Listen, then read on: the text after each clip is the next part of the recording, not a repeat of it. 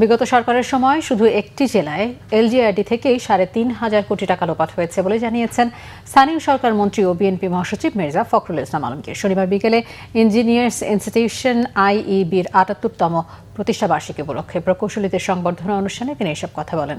স্থানীয় সরকার মন্ত্রী বলেন, যে কোনো অনিয়ম ও দুর্নীতি রুখে দিতে প্রকৌশলীদের সজাগ থাকতে হবে।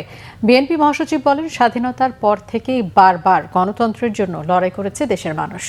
জুলাই গণঅভ্যুত্থানের পর নতুন বাংলাদেশ দেখতে চায় মানুষ। সেই নতুন বাংলাদেশ বিনির্মাণে প্রকৌশলীদের সঠিকভাবে কাজ করার কথা বলেন মির্জা ফখরুল ইসলাম আলমগীর।